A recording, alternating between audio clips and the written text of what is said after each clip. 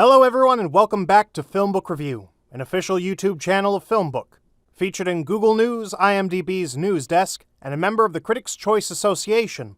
FilmBook is an entertainment industry news website that reports on the film and television show industries in the United States and across the world.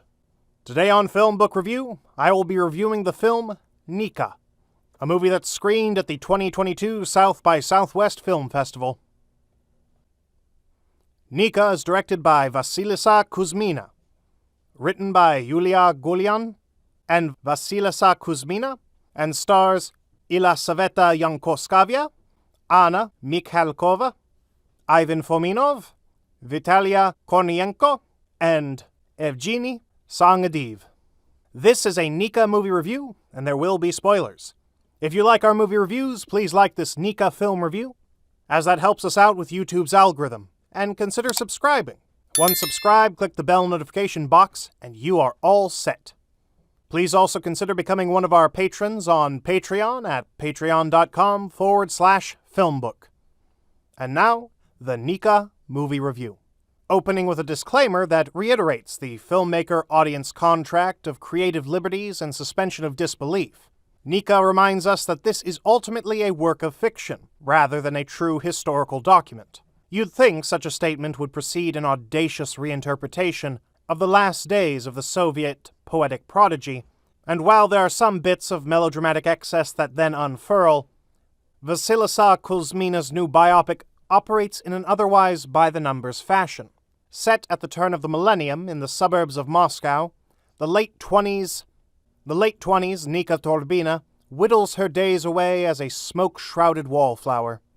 She hasn't produced new poetry in over a decade, yet her world-class renown still follows her around like a ghost, though not so much the financial success of it.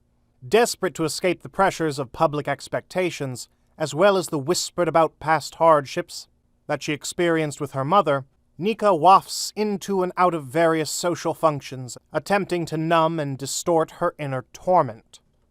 Nika is worth watching solely for Yankoskav's performance in the titular role. Her portrayal of a manipulated artist and an exploited woman who is pushed right up to her breaking point is incredibly restrained and ragefully ecstatic. It accentuates the aims of Kuzmina and Yulia Golian's script, wherein we feel Nika's frustration as but one example of how society thrusts women into roles and expectations which they never agreed to take on. Not to mention the cringy discomfort that comes by design when they refuse to comply.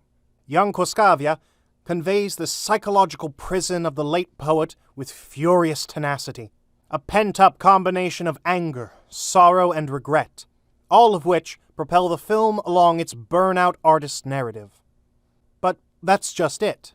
Yankoskavia's performance is but a piece of a larger work, and that work has a disappointingly familiar cadence to it. Nika desperately wants true independence from her mother, who she's long suspected of manipulating her for financial and social gain. Unfortunately, with no income except that from her mother's movie poster painting business, Nika remains trapped in their shared one-bedroom apartment. She desperately wants to reinvent her image, although that's difficult to do when everyone expects life-changing poetry to keep springing from her head.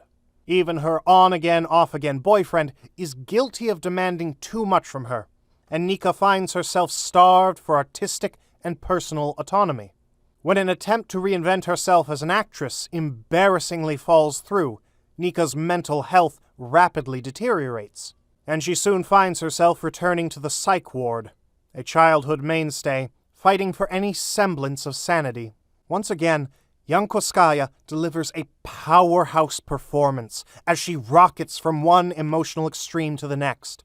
But it feels in service of a story that's all too well trodden and glib. Kuzmina plays around with some clever editing choices in the final 30 minutes that emphasize Nika's losing grip on reality. But it feels either too little too late in terms of stylistic experimentation and/or a shallow take on topics of unchecked mental health and burnout. Not to mention that that's when you realize her mother has been painting movie posters for films about unreliable narrators, distorted truths, and stories told from the point of view of a deceased child. It feels like a crude Easter egg more than a clever parallel. In essence, Nika is held back by its own turning point. Does it want to be a down-to-earth tragedy about the eventual demise of a troubled woman? Because the more experimental last half hour seems to cheapen that sentiment.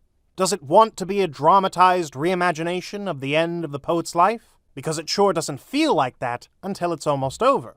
Kuzmina seems to be striving for something extraordinary, something worthy of the late poet's reputation, but a conflict of stylistic interest turns into a commonplace, though competent, tale of struggle.